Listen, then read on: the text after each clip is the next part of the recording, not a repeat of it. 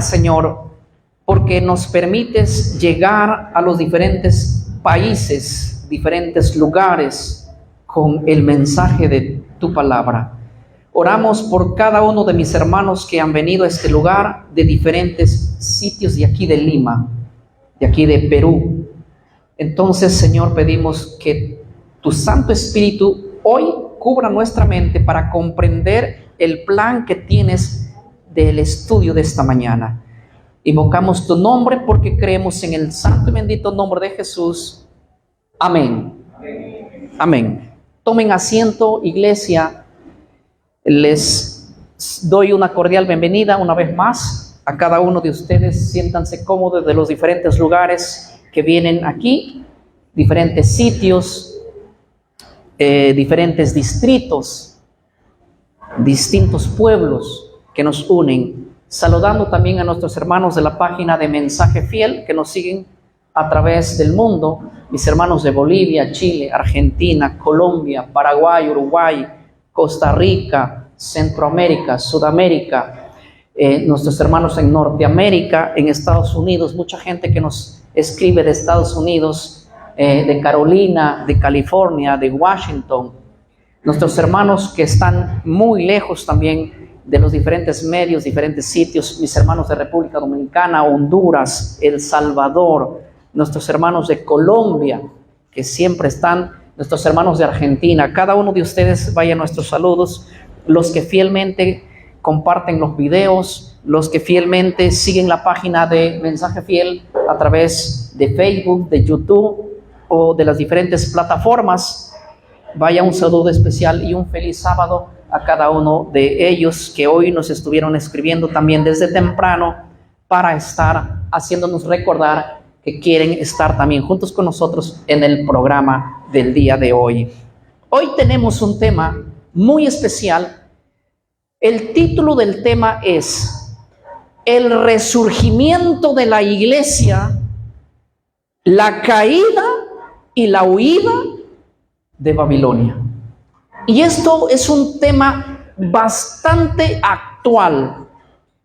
Hoy la iglesia se tiene que preparar porque se viene un grande resurgimiento. Y cuando hablo de un resurgimiento, estoy hablando de un avivamiento mundial. No estoy hablando de un crecimiento simplemente de una iglesia, sino estoy hablando de un resurgimiento mundial. Y para eso necesitamos líderes. ¿Qué necesitamos? Líderes. Yo sé que ustedes son futuros líderes que van a ser usados por Dios. Y muchos futuros líderes que nos ven a través de la red también, Dios va a preparar el corazón de cada uno de ellos. Acompáñenme al capítulo 18 del libro de Apocalipsis y vamos a estudiar esta mañana un tema profético actual. La profecía es el mapa que dirige a la iglesia cómo y en qué lugar se ubica cronológicamente. Algunos de ustedes me estuvieron pidiendo y siempre me piden a cada fin de semana la dirección de este lugar. Yo los envío a través de WhatsApp, los que me escriben, yo en la página les envío y ustedes llegan con una dirección, ¿verdad? Porque a través del WhatsApp les envío la dirección a este sitio. Así también a nuestros hermanos que nos escriben, tenemos programas y estudios todos los sábados aquí en Puente Piedra, óvalo de Puente Piedra, Colegio Robles para ser exacto, como la gran referencia. Pero las profecías son las que indican a la iglesia el mapa cronológicamente de los eventos que nos indican en qué época estamos. Si no existe un mapa, si no existe la profecía, el pueblo no sabe en qué tiempo vive. Y hoy vamos a estudiar en qué tiempo está. Me preguntan, pastor, ya viene el fin del mundo, Se va a venir una guerra mundial. ¿Qué es lo que va a venir? Hoy vamos a estudiar aquí. Y tengo una noticia buena. ¿Quieren que les diga cuál es la noticia buena? Y tengo una noticia muy mala. ¿Por cuál comienzo? ¿Por la buena o por la mala? Pero la noticia que tengo está basada aquí en la Biblia. ¿Sí? Vamos a comenzar vamos a ver las dos noticias, no importa, el orden de los factores no altera el producto, no importa con cualquiera. Pero quiero decirles que el título de Apocalipsis 18 en la Biblia Reina Valera y en otras traducciones probablemente varía. Aquí dice la caída de Babilonia. ¿Qué dice? La caída de Babilonia. Pero yo quiero contarles algo interesante.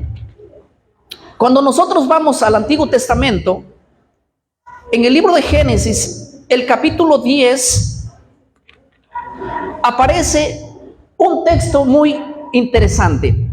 Apocalipsis capítulo 10, versículo 8 dice así: y Cus engendró a Nimrod, quien llegó a ser el primer poderoso en la tierra. Este fue vigoroso cazador delante de Jehová, por el cual se dice, así como Nimrod, vigoroso cazador delante de Jehová. Y fue el comienzo de su reinado, Babel, Erech, Akkad, Calne, en la tierra de Sinar. Primeramente quiero confesarles, la primera vez que aparece la palabra Babel en la Biblia es en Génesis 10, 8 al 10. Para ser exacto, en el versículo 10. La palabra Babel allí proviene de una raíz hebrea que su significado es confusión. ¿Qué cosa? Confusión. Si nosotros vemos en el libro de Génesis, el capítulo 11, el verso 9, dice así: así los esparció Jehová de allí sobre la faz de la tierra, y dejaron de edificar la ciudad. Por esto fue llamado el nombre de ella Babel, porque allí confundió, ¿qué dice? Jehová el lenguaje de toda la tierra. El que construye la ciudad de Babel, que años más tarde se le conoce como Babilonia, fue uno de los hombres más importantes del libro de Génesis, pero no más importantes para Dios, sino más importantes el agente que el enemigo levantó. Su nombre era Nimrod. La palabra Nimrod proviene del hebreo, que su significado quiere decir rebelión, rebelde, rebelde en contra de los mandamientos, rebelde en contra de Dios. Conozcámoslo así como un hombre sin ley, un hombre de perdición, un hombre inicuo. ¿Era quién? Nimrod. Él quiere edificar una torre, una ciudad, y dice, vamos a edificar una torre cuya cúspide llegue al cielo. Cuando la Biblia dice que el mandamiento de Dios fue así: vayan y esparzan la tierra, fructificaos y multiplicaos, esparcidos, llenad la tierra. ¿Esa fue la orden de quién? De Dios. Y viene Nimrod para decir, no se esparzan, hagamos una ciudad para que aquí no nos seamos esparcidos, hagamos un nombre, se llama unificación. Él fue el primero que quiso unificar al mundo, tener un solo dominio, una sola política, una sola moneda, una sola religión. Pero Babel, en Babel, y Dios le puso fin a ese plan macabro que él tenía. ¿Cómo? Permitió confusión. Fue la confusión de ellos que no les dejó terminar de construir lo que habían emprendido, de tal manera que el nombre Babilonia, su significado en la raíz es confusión.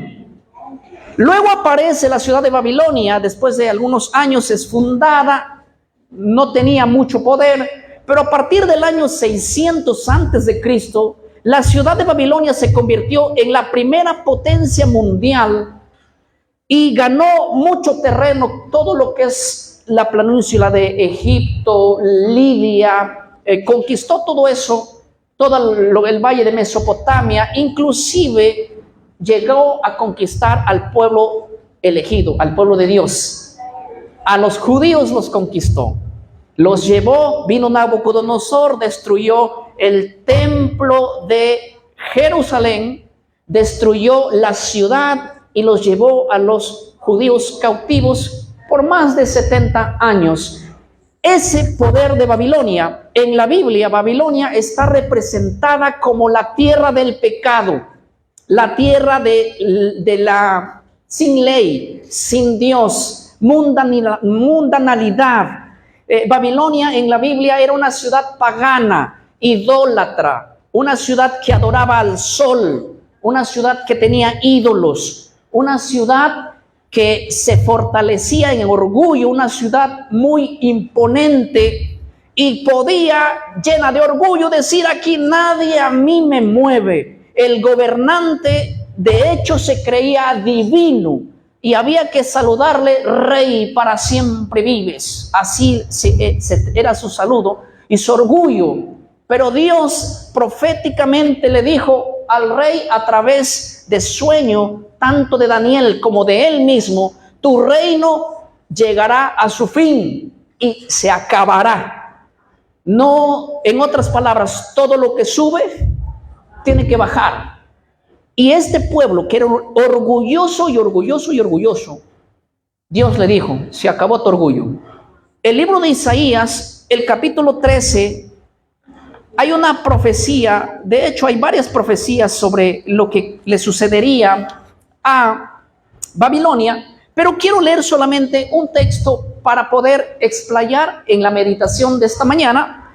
Dice así, el capítulo 13 de Isaías, el verso número 19, dice: y Babilonia, hermosura de reino y ornamento de la grandeza de los caldeos, será como Sodoma y Gomorra, a las que trastornó Dios. ¿Cómo quedó Sodoma y Gomorra? Vino el fuego y lo destruyó. Esa es la misma profecía que Dios le da a esa nación imponente, fuerte, orgullosa. ¿Será que destruido? Cuando el pecado de un pueblo llegaba hasta la cima, cima con C, hasta la cima, Dios venía en juicio. ¿Sí? Y Babilonia, su pecado fue tan terrible que Dios también quiere ponerle fin, así como le puso fin a las ciudades de Sodoma y a las ciudades de Gomorra. Y el versículo 20 dice: nunca más será habitada. ¿Quién? Babilonia. ¿Qué más? Ni se morará en ella de generación en generación, ni levantará allí tienda el árabe, ni pastores tendrán allí majada. ¿Cómo pastorear a las ovejas en un lugar desierto? ¿Cómo el árabe va a ir a vender sus productos si no hay pueblo? Un mercader como el árabe. No. Verso 21. Sino que dormirán allí las fieras del desierto.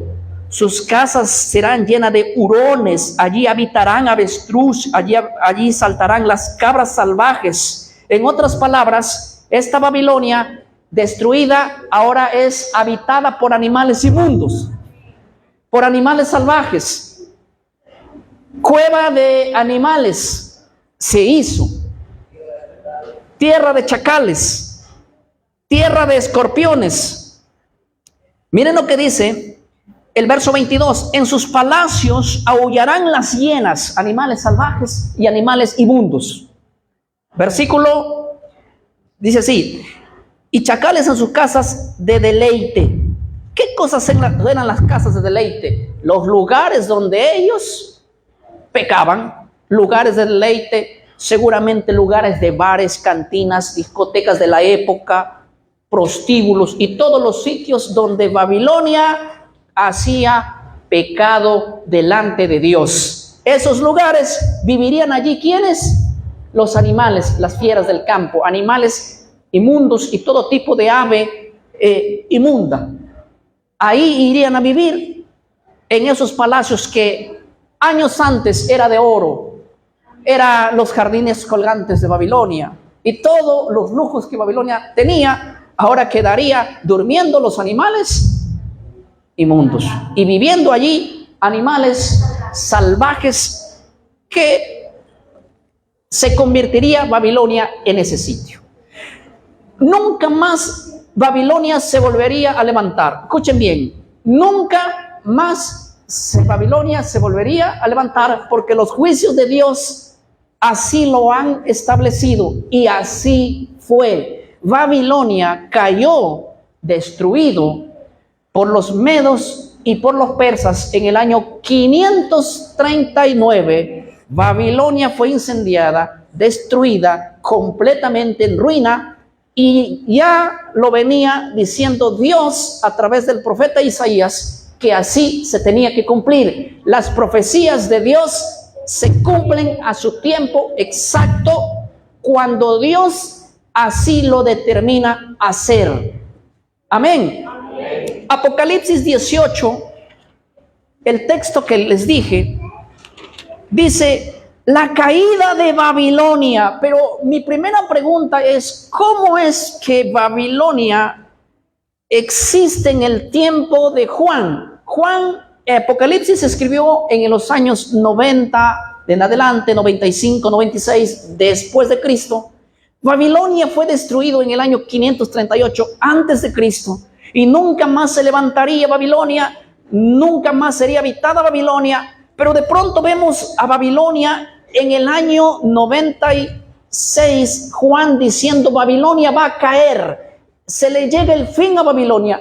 ¿Acaso Juan no leyó el Antiguo Testamento? ¿Acaso a Juan nadie le dijo: oye Juan, Babilonia cayó ya hace tiempo por el rey Ciro, el rey Medo, que se unieron el rey de Persa y el rey de Medo? ¿Y acaso no destruyó a Babilonia? Pero es que Juan ve el surgimiento de un nuevo lugar, de un nuevo pueblo llamado Babilonia. Pero cuando Juan ve a un Babilonia en el libro de Apocalipsis, no es la Babilonia del tiempo de Nabucodonosor, porque esa ciudad, como lo vimos, quedó destruida y nunca más se levantaría, nunca más volvería a habitarse, sino que sería tierra de animales inmundos, de aves inmundas. Allí vivirían las fieras del campo. Y cuando yo digo animales inmundos y aves inmundas, alguien puede decir: ¿qué es eso, pastor? Les voy a dar un resumen de 1 minuto para las personas que son nuevas, porque ya los demás eso manejan al derecho y al izquierdo. Animales inmundos son animales que Dios... Hoy estuvo hablando el maestro de la lección, estuvo hablando de los sacrificios que traían delante del Señor, ¿verdad? Que se mataban y se ponían en holocausto y se quemaba la grasa y se presentaba a Dios ofrendas. Esas ofrendas Dios lo había seleccionado no de todos los animales, sino de animales que tengan características, que rumien y que tengan pezuña hendida. Esos eran los animales que Dios aprobó para el sacrificio. Eso lo vemos en el libro de Génesis, también a Noé sacrificando, dice la Biblia, animales limpios en el libro de Génesis capítulo 9. Esos eran los animales que se sacrificaban, porque Dios había seleccionado un grupo de animales que son específicamente limpios, y que el hombre debía comer de esos animales limpios, de los que sí estaban aptos para el sacrificio delante de Dios. Pero de los animales no aptos, Dios los llamaba animales inmundos, donde hay una lista en Levítico 11 cuáles son los animales limpios y cuáles no son los animales limpios. Entonces, cuando yo hablo que Babilonia se hizo un lugar de acogedor para animales inmundos, para fieras del campo, estoy hablando de esos tipos de animales que no servían para el sacrificio ni para el consumo humano. ¿Estoy siendo claro hasta aquí? Ya. Dios está diciendo y dijo que Babilonia caería, cayó. Pero Juan ve aquí el resurgimiento de Babilonia de nuevo. Este Babilonia que surge aquí en Apocalipsis no es la Babilonia antigua. Como yo les dije, no es esa. Esta es más bien el espíritu de Babilonia, que aunque fue destruida la ciudad, su espíritu se mantuvo vivo. Y no estoy hablando de la inmortalidad del alma, porque la Biblia no habla de eso. Estoy hablando que las mismas prácticas que hacían los babilónicos comienza a surgir en el libro de Apocalipsis. Amén. Ahora, yo quiero que ustedes vean conmigo Apocalipsis, el capítulo 18, el verso 2 dice: un ángel clamó con gran voz potente diciendo: ha caído la gran Babilonia, y se ha hecho habitación de demonios, guarida de todo espíritu inmundo, albergue de toda ave inmunda y aborrecible. Esta Babilonia de Apocalipsis también tiene animales inmundos, aborrecibles, pero no son literales, sino aquí simbólico. Primeramente, yo quiero que ustedes comprendan algo bastante interesante, novedoso, que vamos hoy a poder decir. ¿Qué es Babilonia en el Nuevo Testamento, en Apocalipsis? Vamos a dejar que la propia Biblia nos interprete lo que es Babilonia.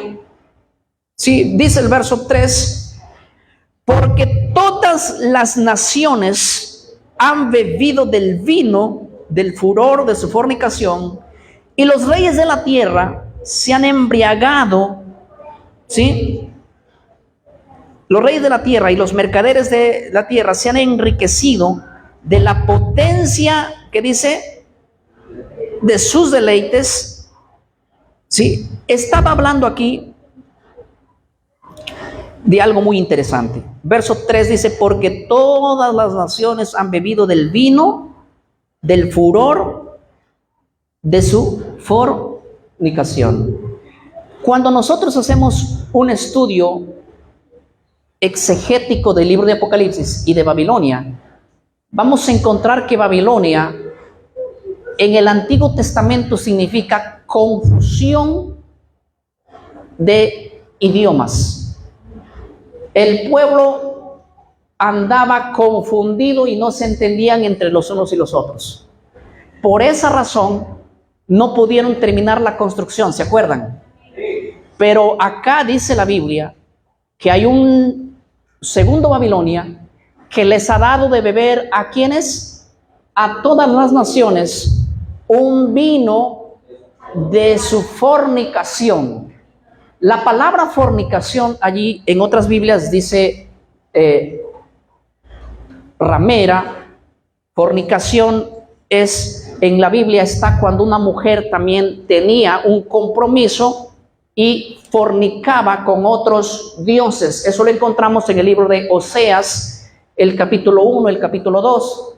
Encontramos que una mujer que tiene su marido y iba y se acostaba con otros hombres, fornicaba con otras personas. Encontramos que teniendo su marido, deja a su marido y se va con los amantes. ¿Ya? Entonces, la palabra Babilonia en el Nuevo Testamento, en Apocalipsis, es confusión, no de lenguas, sino confusión del vino mezclado. La palabra vino en la Biblia es doctrina. ¿Qué es? Doctrina. Entonces, Babilonia no tiene hoy confusión de idiomas, sino tiene confusión de doctrinas, porque a las personas les ha dado a beber un vino, una doctrina adulterada, mezclada, una mezcla entre vino verdadero y vino falso.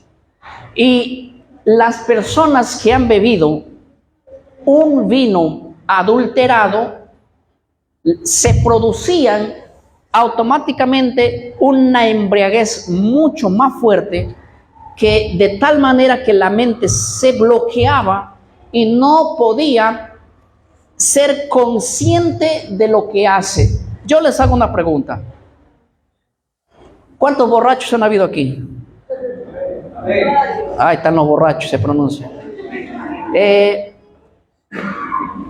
La mente de la persona ebria funciona, es coherente con una persona sana.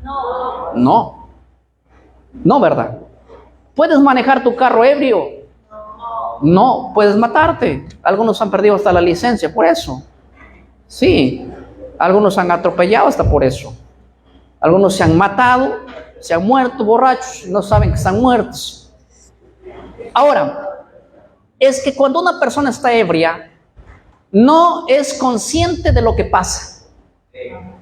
Probablemente no tiene cuerdo, no es cuerdo en su totalidad, aunque su conciencia tenga un poco de razón, no siempre está cuerdo en su totalidad. Y eso con el vino no adulterado, ¿sí? Con el vino puro. Ahora imagínense con el vino mezclado, adulterado con algo que no es el vino genuino. Yo me acuerdo hace unos años atrás ver a varios que murieron en un año nuevo porque les vendieron alcohol adulterado y les mató, algunos. En el Nuevo Testamento vamos a encontrar que hay un espíritu que es un espíritu de confusión, que las personas han bebido y ahora ellos tienen en su cabeza una doctrina mezclada entre un vino verdadero y un vino falso, que nada tiene que ver con el vino verdadero. Amén. Miren, cuando nosotros vamos a encontrar aquí en Apocalipsis 18, encontramos entonces que el espíritu de Babilonia está sobre las personas y los confunde y está confundido. Pero la primera pregunta que hay que hacernos sobre esto es muy interesante y podría decir que es, creo que, una de las preguntas más puntuales que tenemos que hacernos nosotros. ¿De dónde salió ese vino adulterado? ¿Quién es en dónde se origina ese vino adulterado, esa doctrina adulterada? Si nosotros vamos al capítulo 17, vamos a encontrar, dice el verso 1, vino entonces uno de los 7 ángeles que tenía las 7 copas y habló conmigo diciendo, ven acá y te mostraré la sentencia contra la ramera, la que está sentada sobre muchas aguas, con la cual han fornicado los reyes de la tierra, y los moradores de la tierra se han embriagado con el vino de su fornicación. O sea, el que produce el vino de la fornicación, el que produce el vino de la confusión, el que produce el vino para confundir a la gente, es una mujer que está sentada sobre una bestia. Apocalipsis 17:3. Y me llevó en el espíritu al desierto y vi a una mujer sentada sobre una bestia escarlata, llena de nombres de blasfemos, que tenía 7 cabezas. ¿Qué más dice? Y 10 cuernos. Esta mujer, la palabra mujer en la Biblia es iglesia. ¿Qué es en Apocalipsis? Iglesia. En Apocalipsis ustedes van a ver que hay 2 iglesias. Una iglesia en Apocalipsis 17 y otra iglesia en Apocalipsis 12. En Apocalipsis 12 van a ver una mujer vestida, resplandeciente con el sol, que tiene una corona de 2 estrellas, parada sobre la luna, una mujer limpia, íntegra, embarazada. Esa representa la mujer de donde viene la bendita simiente. Ustedes van a ver que la mujer embarazada no es la iglesia del Nuevo Testamento. La mujer embarazada es la iglesia del Antiguo Testamento. ¿Quién es la iglesia del Antiguo Testamento? Israel. Pastor, ¿por qué la mujer embarazada no es la mujer del Nuevo Testamento? Por una razón. Porque la iglesia del Nuevo Testamento surge con Cristo. Y la mujer que la ves parada es una mujer que está embarazada. Todavía no ha nacido ¿quién? Cristo. ¿Sí? La mujer embarazada es en sí el pueblo de Israel, de donde vendría el Mesías. Esto lo vamos a encontrar en Génesis, en el libro de Isaías, hablando de que Israel gemía con dolores de parto. El que nace de allí es el Mesías. Después de nacer el Mesías, ustedes van a ver a la descendencia de la mujer, el cual ya es la iglesia. La iglesia del Nuevo Testamento surge cuando el niño es arrebatado. Apocalipsis 12 dice, y el niño fue arrebatado. Y entonces Satanás persiguió ¿a quién? A la mujer. Esa mujer a quien persigue el Satanás después de que el hijo es arrebatado, es la iglesia que surge en el Pentecostés. Amén. Pero la mujer embarazada es el Israel antes de tener el bebé. Es, en otras palabras, la iglesia del Antiguo Testamento antes de Cristo. Y ustedes van a ver que esa mujer da a luz, luego su niño es arrebatado, y luego la mujer persiguiendo, el dragón persiguiendo a la mujer que había dado a luz un hijo. En otras palabras, ustedes van a ver allí la continuación de la iglesia, y luego van a ver ustedes que el dragón persigue a la descendencia de ella, que hablaremos probablemente en otro tema de eso. Pero quiero que ustedes entiendan que en Apocalipsis 16 o Apocalipsis 12 hay una iglesia que es la iglesia de Dios, tanto la del Antiguo, tanto la del Nuevo. Amén. Ustedes van a ver en Apocalipsis 17 otra mujer que es la opuesta a la mujer de Apocalipsis. Y esta mujer de Apocalipsis 17 es una mujer que se ha sentado sobre naciones, ha dominado naciones, ha tenido mucha autoridad, porque está sentada sobre una bestia y está sentada sobre muchas aguas, dice el verso número 1. La mujer que has visto, dice la parte final del verso 1, dice, está sentada sobre muchas aguas. Y Apocalipsis 17:15 dice, más me dijo también, las aguas que has visto donde la ramera se sienta son pueblos, muchedumbres, naciones y lenguas. O sea, en otras palabras, esta iglesia, contraria a la iglesia de Dios, es una iglesia ramera. ¿Qué es una iglesia ramera? Una iglesia que no tiene un marido, sino que tiene varios, maridos. Por lo tanto, la iglesia tiene solamente un Dios y cree solamente en un Dios y no sirve a dioses y tiene una doctrina, los mandamientos de Dios. Pero esta iglesia de pronto que vemos en Apocalipsis 17 es una iglesia que está sentada sobre un poder, sobre una bestia, y está dominando a la bestia, y no solo a la bestia, sino que a todas las naciones. Por eso lo dice Apocalipsis 17:15. Las aguas que has visto donde la ramera se sienta son pueblos, muchedumbres, naciones y lenguas. Así está descrito aquí. Y en esa mujer que es ramera, en ella se origina el espíritu de Babilonia. Lo encontramos en el verso número 5. Hablando de esa mujer, dice, y en su frente un nombre escrito, un misterio, Babilonia la grande, la madre de las rameras y de las abominaciones de la tierra. Nosotros identifiquemos entonces y digamos, ¿qué poder eclesiástico en la tierra se levantó cambiando toda la adoración que le pertenece a Dios, poniéndole en otra dirección? ¿Qué iglesia en el mundo tuvo dominio sobre naciones, tribus, lenguas y pueblos? ¿Qué iglesia en el mundo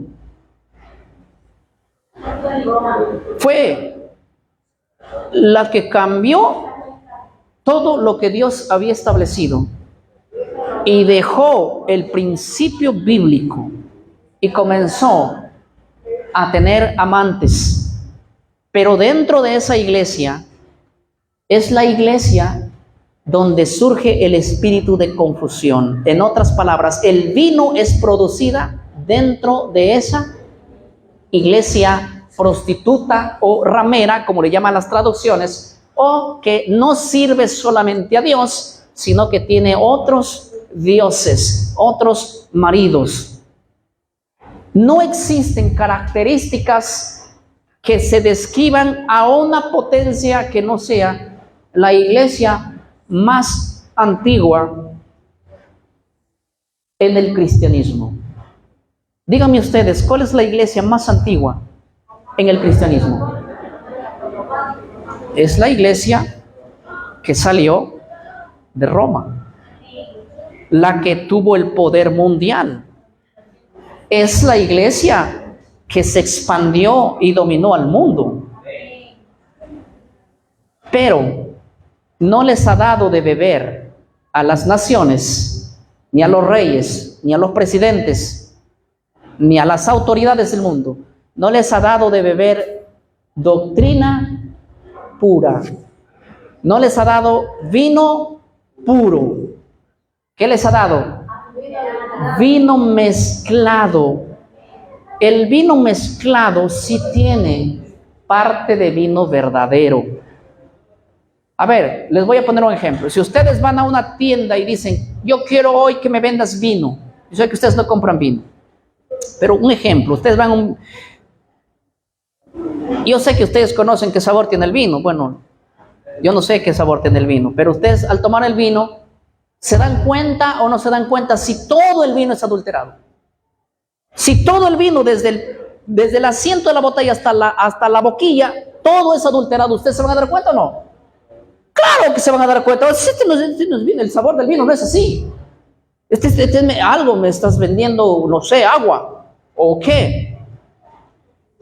Pero el vino adulterado es un vino que no te das cuenta que está adulterado. O sea, el vino adulterado es que tiene vino verdadero, pero dentro de ese vino verdadero hay vino falso. Y tú lo vas a consumir y no te vas a dar cuenta que estás tomando vino adulterado. Entonces quiere decir que Babilonia, el espíritu de Babilonia, es la doctrina que hoy se predica, que tiene grandes verdades, ¿sí o no? Sí, pero tiene por ahí sus mentiritas, y no solo mentiritas, son mentirazas. Y la gente anda confundida, ebria, borracha. Confusión, Babilonia. Y el problema que el espíritu de Babilonia no vino, ni fue creado, ni surgió aquí para ir a emborrachar a la gente del mundo. El vino de Babilonia es una bebida para la iglesia. El espíritu de Babilonia está hoy, ¿dónde? En la iglesia, no en el mundo. Satanás no ha permitido crear el vino para darle al mundo, para darle a la gente que no conoce a Dios. Para ellos Satanás no tiene preocupación, porque para ellos están ¿dónde? En su bolsillo. Así que Satanás no se preocupa por confundirlos, porque ellos están confundidos ya. El vino fue creado para la iglesia. O sea, Satanás hoy en día ha fabricado doctrinas que no están en la Biblia y los ha puesto a la iglesia. La respuesta penosamente es sí, porque hay muchas doctrinas en la Biblia que no están registradas en la Biblia y que la gente lo cree como si fuesen bíblicas. Y la gente está confundida con muchas doctrinas que no surgieron jamás en la creencia del Antiguo Testamento, ni en la creencia del Nuevo Testamento, ni en la creencia de Cristo, ni en la creencia apostólica. Fueron doctrinas que se originaron sin base bíblica. Surgieron, es más, no solo sin base bíblica. El problema es que surgieron y aún esas doctrinas no solo no están en la Biblia, lo peor es que contradicen ¿a qué? A la Biblia. Ese es el problema. Pastor, ¿de qué doctrina me estás hablando? Voy a enumerar algunas de ellas. 1. La creencia de la inmortalidad del alma. ¿Qué es eso, pastor? La creencia de la inmortalidad del alma es una creencia que surgió en el mundo pagano, en Babilonia para ser exacto. De Babilonia heredaron los medos y los persas, de ahí los griegos, los cuales los griegos se profundizaron más y empezaron a creer dentro del platonismo, padres como de la filosofía como Aristóteles, Pitágoras, Platón, Sócrates, fundamentaron esta doctrina más y enseñaron al mundo que la persona cuando muere, su cuerpo se va al cementerio, pero cuando te entierran, algo sale de ti y es un fantasma, un Gasparín, un ser volátil que anda por ahí penando y espantando a la gente y diciendo todo eso. Toda esa enseñanza tú no lo vas a ver en la cultura de la Biblia. Desde Génesis no vas a encontrar esa creencia hasta cuando los judíos son llevados a Babilonia por 70 años y ahí surge esa doctrina que ellos lo adoptan de Babilonia, y cuando regresan empiezan escuelas interpretativas como los fariseos, los saduceos, de los cuales los fariseos creían en que hay vida después de la muerte. Esa creencia fue introducida dentro del pueblo de los judíos por primera vez después de la deportación de Babilonia. O sea, se fueron los judíos y se contaminaron de esa doctrina en Babilonia. Por eso ustedes van a ver libros como Macabeos diciendo que los judíos hacían sacrificio y daban ofrenda por los muertos. Jamás eso era bíblico. Pero ¿quiénes judíos hacían eso? Los judíos de la diáspora, los judíos que se helenizaron, los judíos que se contaminaron con un vino ya creado desde la antigüedad. Pero ese vino creado, que era un vino falso, un vino que no es vino verdadero, sino completamente falso, ese vino que lo tenía Babilonia en la antigüedad, esa creencia, lastimosamente la Iglesia Católica la aspiró y la puso dentro de su seno. Y no solo eso, ese no es el problema. Se originó dentro del cristianismo en ella, y el problema es que esa doctrina hoy en día ha leduado la iglesia. El protestantismo salió en la Reforma y dejó la iglesia, pero trajo sus doctrinas. Se le trajo el vino porque le gustó el vino de Babilonia. Y hoy en día la iglesia es enseñada, predicadores sin Biblia se paran dentro del frente, agarrando textos tragiversados de una traducción pésima como la Reina Valera y diciendo: el hermano ha muerto hoy día, pero su espíritu, su alma, ¿a dónde se fue? Ya está con el Señor arriba, y si fue malo se está quemando ahí abajo. O sea, están diciendo y separando al hombre que algo de él vive, pero algo de él muere, cuando en la Biblia nos habla de una muerte absoluta y total. Pastor, ¿eso no creen los testigos de Jehová? Sí, y qué bien que los testigos de Jehová hayan entendido mejor que los evangélicos. Y qué bien que los testigos de Jehová en ese tema, no me malinterpreten, porque ahora me van a decir: uy, el pastor está defendiendo a los testigos de Jehová. No, yo no creo como los testigos de Jehová, no soy arriano, pero en ese tema los testigos de Jehová tienen razón. Así que cuando un testigo de Jehová te visite, no desperdicies el tiempo. Dile: enséñame sobre el tema de la inmortalidad del alma. Ellos dominan extraordinariamente el tema desde el punto bíblico, una cátedra. Pero la iglesia que dice así: los testigos de Jehová son herejes, los testigos de Jehová son aquellos, son lo otro. Hermano, ¿quién dice eso? La iglesia evangélica se cree la pura, la que tiene la sana doctrina. No, ellos tienen esa doctrina en su seno. Ni bien que muere una persona, el pastor que dice: no se preocupen, el Señor ya lo tiene arriba, está en la gloria, ya está regocijándose el hermanito. Ya, oh no, eso fue malo, allá está quemándose. Y un montón de discos y de CDs han salido hoy en día diciendo que se murió el hermano, Pero después de 2 días resucita y dice, es que no estaba muerto, lo que pasa, quiero decirles, no, dice, yo me morí, pero mi mente estaba consciente y me fui para allá y para acá y empecé a ver esto y aquello, ve el cielo, me contacté con Gigi Ávila, luego bajé al infierno, le vi ahí a Adolfo Hitler, le vi a fulano de tal. Hermanos míos, todas esas tonterías que hoy en día se venden en el mercado, es el vino de Babilonia dentro de la iglesia hoy en día. Eso no ha existido jamás en la Biblia. Eso es antibíblico.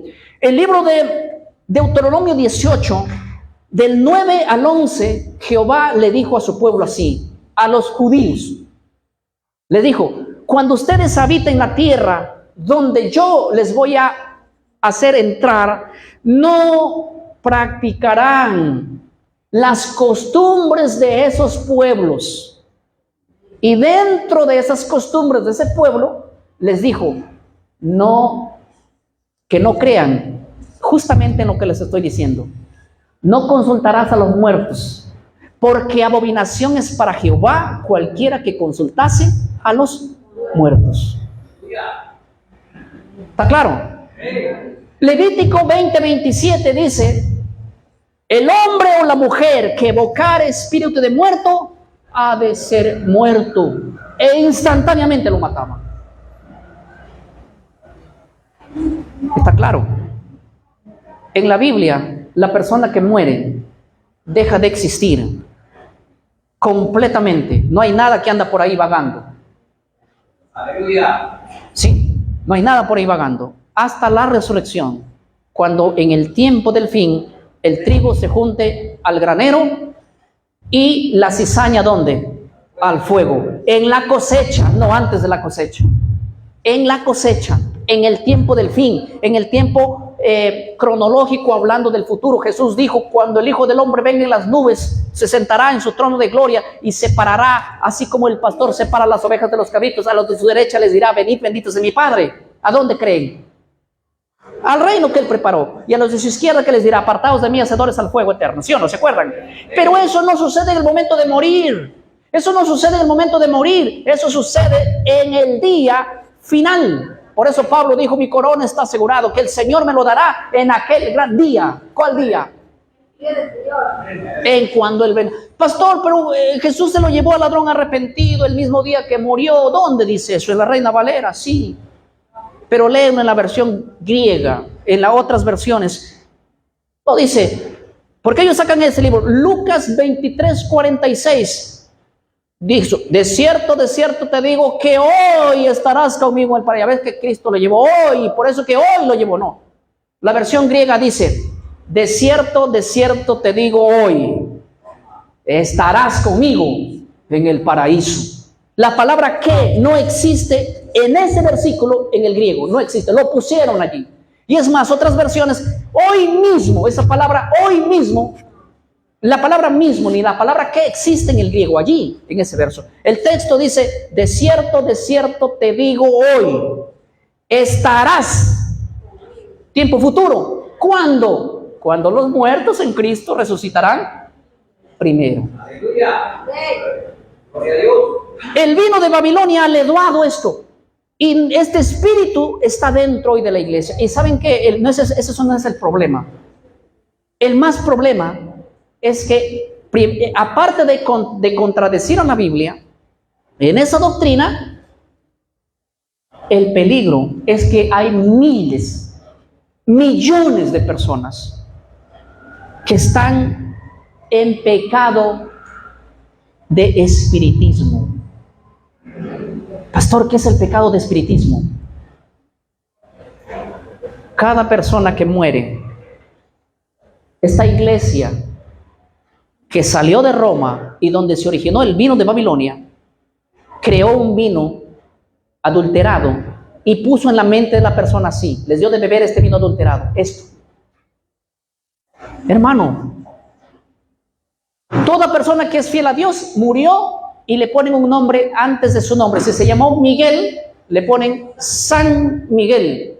Y basta que tenga la palabra San antes. Si tiene la palabra San, hay que orarle, hay que pedirle, hay que darle rogativa, hay que darle ofrenda.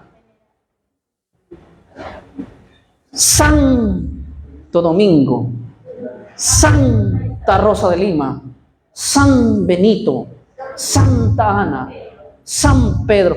Vivimos en un pueblo idólatra. Pero está bien que los idólatras sean mundanos. No, no es la idolatría en la mundanidad, es en la iglesia. Somos cristianos, pero hay que estar orándole a los muertos. Una completa locura. Y créanme que la mayoría de personas lectoras de la Biblia están dentro de esa creencia. ¿Dónde se originó? En esa iglesia que salió de Roma, en esa iglesia que conquistó naciones, en esa iglesia que se asentó sobre pueblos, naciones, tribus, lenguas. Ahí se surgió el vino de Babilonia.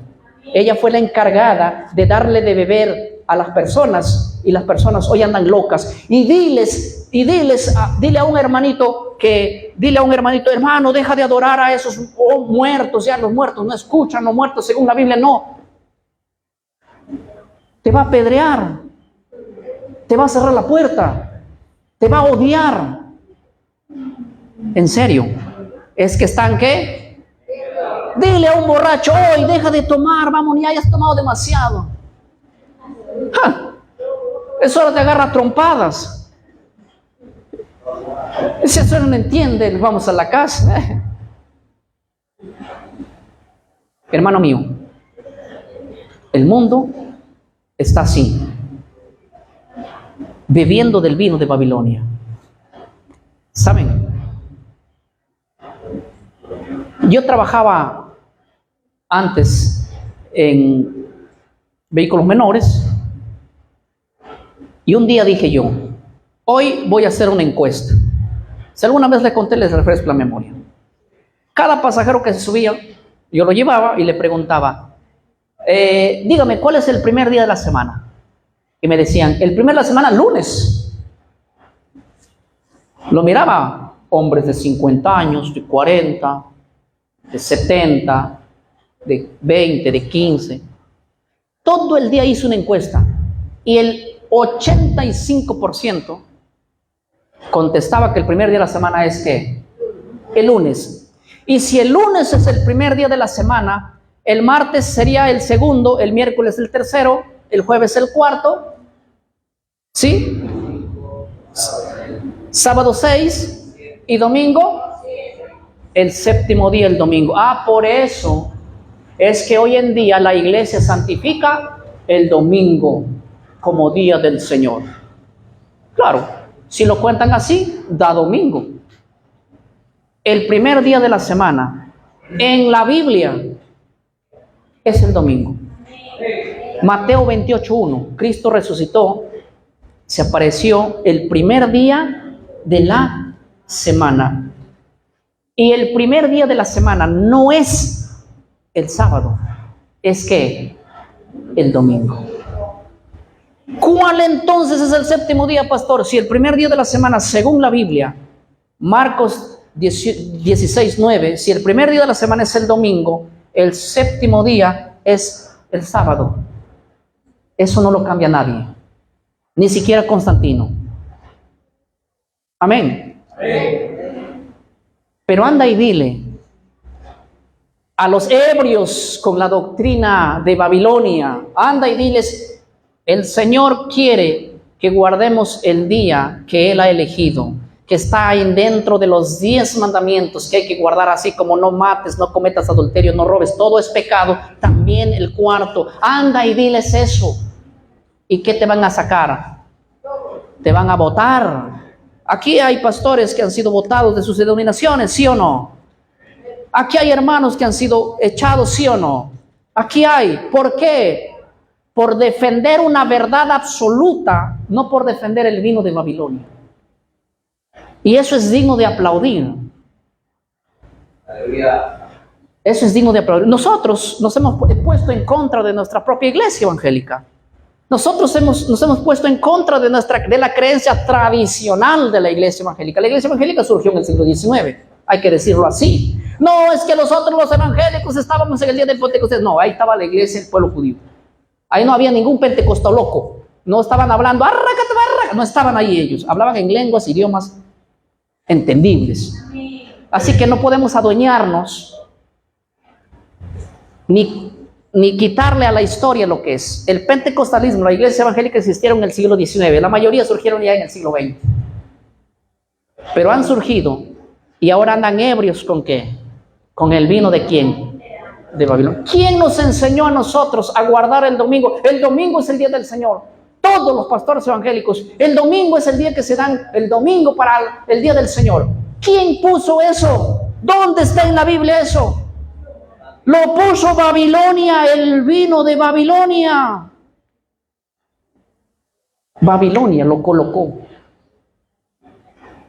Y la gente anda ebria con el vino de Babilonia. Ahora,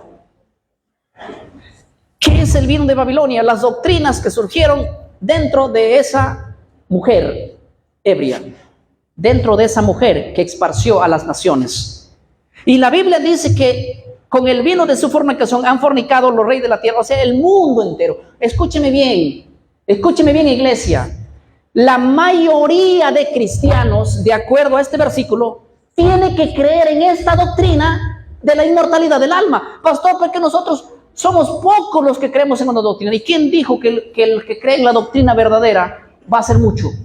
Si aquí está diciendo que ha sido la tierra completa embriagada con ese vino, quiere decir que la mayoría tiene que creer ¿qué? En la inmortalidad del alma. Pastor, ¿pero por qué todas las iglesias evangélicas creen que el domingo es el día del Señor? Porque así lo dice la Biblia. Porque todos han sido embriagados con el vino de Babilonia. No está diciendo un poquito. Entonces no te sorprendas que tu vecino, tu amigo, tu primo, tu cuñado, tu suegro, tu suegra, todos sean dominicales y tú digas, yo soy el único que estoy en... Me escriben multitud de personas y me dicen, pastor, soy el único en mi iglesia que creo que el sábado es el día del Señor, nadie más me hace caso. Le digo, ¿y quién te dijo a ti que vas a ser la mayoría? Ahora solamente son pueblo que teme a Dios y que quiere guardar sus mandamientos y que se somete a la Biblia. El evangélico es una persona que se volvió mentirosa, porque a mí me dicen, pastor, yo soy evangélico y el evangélico solo cree en la Biblia. Eso es mentira, porque si el evangélico creería en la Biblia, no se dejaría engañar por el domingo que fue puesto por el hombre, defendido por los padres de la iglesia desde el siglo II y defendido por el catecismo de la iglesia católica. Fundamento bíblico no tiene, pero raíz histórica sí, y también tiene concilios de la iglesia católica. La iglesia católica en su declaración denominacional dice, les hacemos recordar a todos los bautistas, presbiterianos y a cualquier otra denominación que la Biblia no les apoya en nada en la observancia del domingo. Ustedes guardan el domingo porque la iglesia católica así lo decidió. Así que, ¿dónde ustedes están protestando? Ustedes dicen que salieron de acá, diciendo y rechazando. Nosotros nos vamos. Y hay gente que se enorgullece. Yo me fui de la iglesia católica porque la iglesia católica es una iglesia idólatra. Porque quebranta el segundo mandamiento que dice, no te harás imagen. Por eso dice que se fue. Pero más abajo, el cuarto mandamiento dice, acuérdate del día sábado, de eso no lo ve. Ese ciego se pone así ciego. La gente ve 9 mandamientos y solamente el sábado no lo ve. Se volvieron ciegos. ¿Y quién dijo que el sábado fue escrito por Moisés? ¿Sabes quién dice? Los pastores brutos, ignorantes. ¿Por qué? Porque Dios escribió 10 mandamientos así, como estas 2 tablas. 10. Van a idolatrar al pastor. 10 mandamientos escribió Dios con su dedo, del 1 al 10. Todo lo escribió Dios así. Y la gente dice, no mates de Dios, no robes de Dios, no cometas adulterio de Dios. El sábado de Moisés. ¿O están locos? No, están ebrios, borrachos, han tomado el vino de Babilonia y alguien lo tiene que denunciar. Con razón se terquean, claro, porque como un borracho no se puede discutir de Biblia. Un día yo quise predicar el evangelio y entró en la predicación del evangelio, entró un borracho en una casa. Y ponerme a discutir con un borracho es perder. Cada vez que tú te agarres con un dominical que te diga que el domingo es el día del Señor, recuerda que está borracho. Y con los borrachos no se puede razonar. Ellos te van a decir, pero el domingo esto, el domingo aquello. Tan borrachos, tan ebrios. Pero una cosa tienen que saber. Ellos van a probar su doctrina mostrándote el catecismo de la iglesia. La historia que lo cambiaron los padres de la iglesia y el que puso eso como día de descanso universal dentro de la iglesia, Constantino, con eso lo van a probar. Pero con Biblia no, jamás te podrán probar que los 10 mandamientos se han quedado con 9. Es imposible hacer eso. Aunque se revuelquen como esas culebras cuando le echas agua, aunque así se revuelquen, no pueden, eso no van a poder hacerlo. Y yo saco y digo, me admiro, porque yo del católico lo puedo entender, porque el católico le cree a lo que diga el catecismo y lo que diga los padres de la iglesia, que es la tradición, y le cree lo que dice los concilios. Pero lo que no consigo comprender es cómo la iglesia evangélica acepta eso.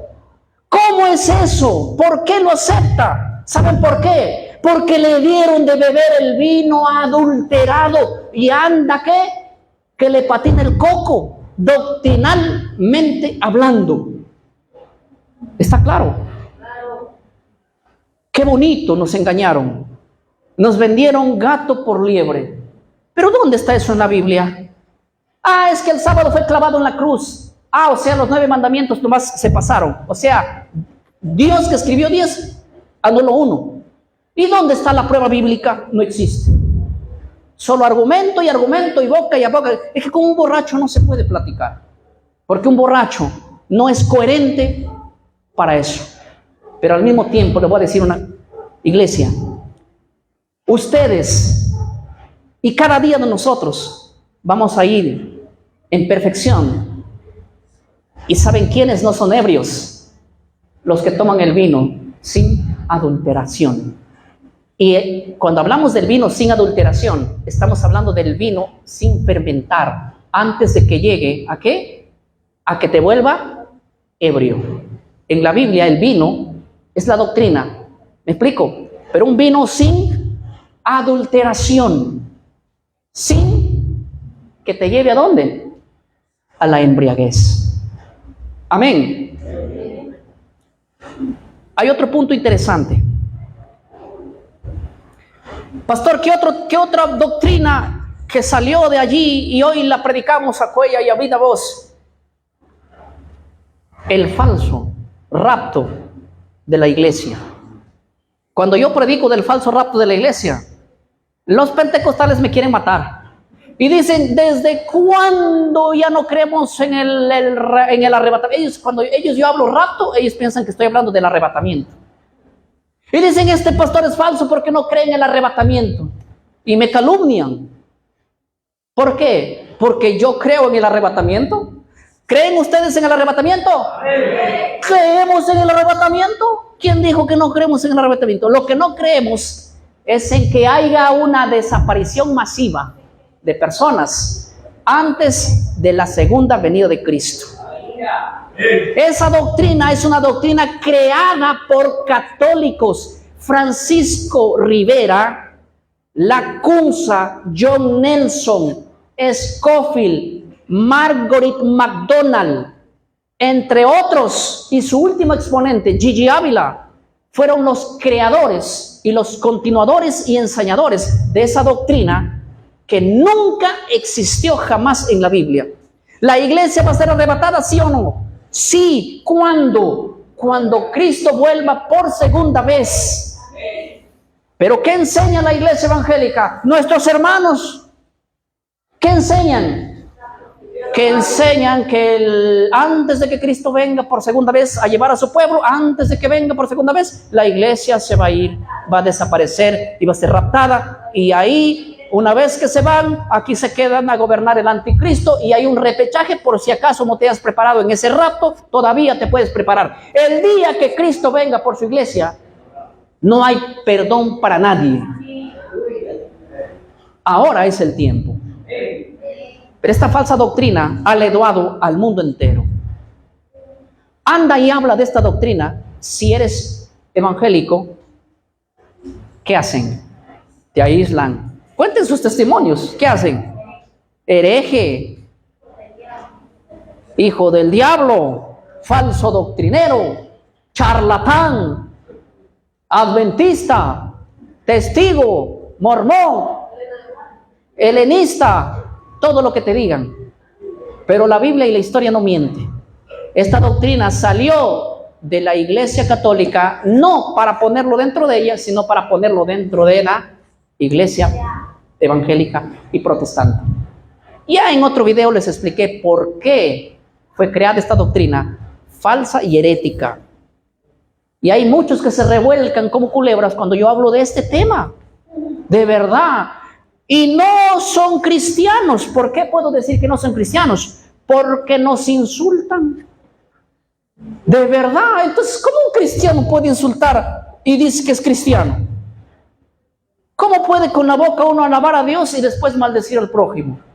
Yo recibo cientos de mensajes internos de gente maldiciéndome, insultándome y deseándome la muerte. Y pregúntenme si me importa. No me importa, hermanos, porque yo no he nacido para complacer a ningún hombre. Y ustedes no han nacido ni están aquí para complacer a ningún hombre. Dale un aplauso si quieres hacerlo, porque no.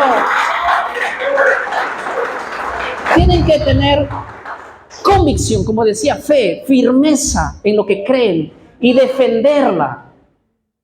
Pastor, pero la mayoría de iglesias, yo desde que he nacido escucho de esto, que ya viene el rapto, que la semana viene el rapto. Sí, porque todo el mundo ha bebido del vino de Babilonia y anda confundido. Y son pocos los que hemos salido de ese vino habiéndolo bebido. Porque todos los que estamos acá hemos andado con esas creencias. ¿Sí o no? Pero Dios nos está sacando, ¿verdad? Amén. Y los va a sacar más. Hermanos míos, quiero ir